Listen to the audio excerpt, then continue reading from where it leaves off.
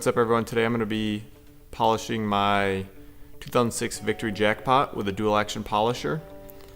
I was pretty nervous to do this, but I really shouldn't have been. The dual action is a really nice polisher. It makes it harder to burn the paint. It's consistently moving back and forth, rotations. I did this whole truck with it and I didn't have any issues.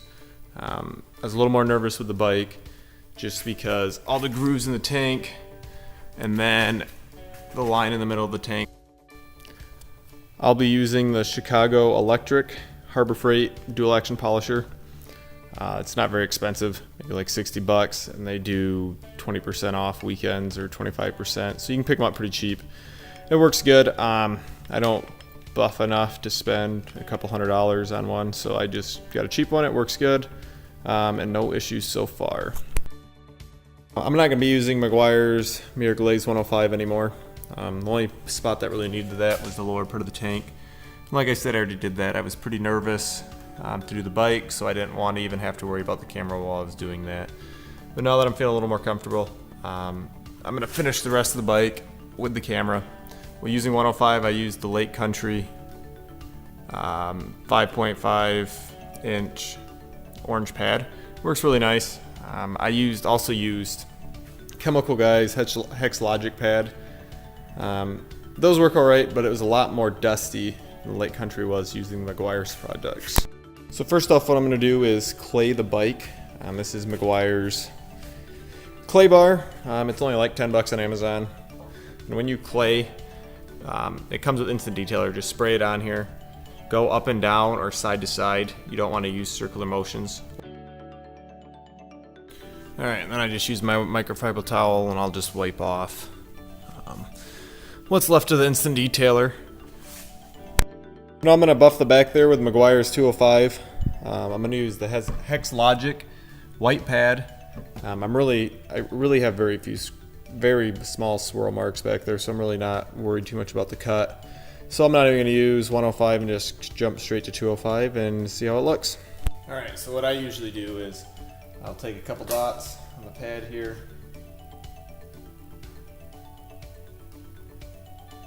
And then after I put the couple dots on, I spray it with some instant detailer. That just wettens the pad a little bit. And then I spread it around.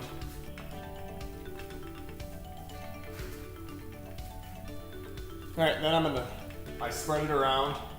I try to keep the cord over my shoulder so then it's not hitting the paint or rubbing against the paint. I try just to do little sections at a time. So there's a line here that divides the tank in half. I'm just going to do one half of the tank at a time. And I'm going to set the dual action polisher for this at about 4.5.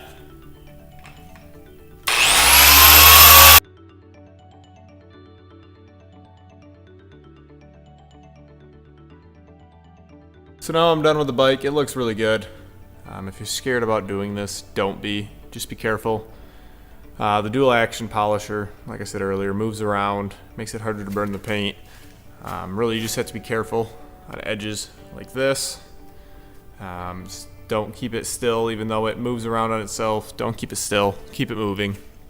Be careful not to, if you have to, tape off spots like this, just so you're not getting wax everywhere. But it really looks good.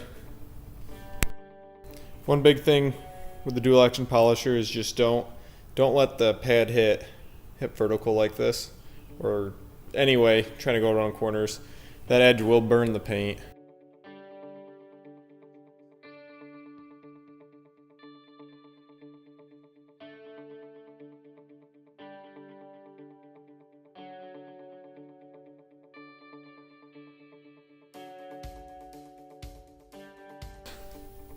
I also use Meguiar's 105 and 205 on this truck.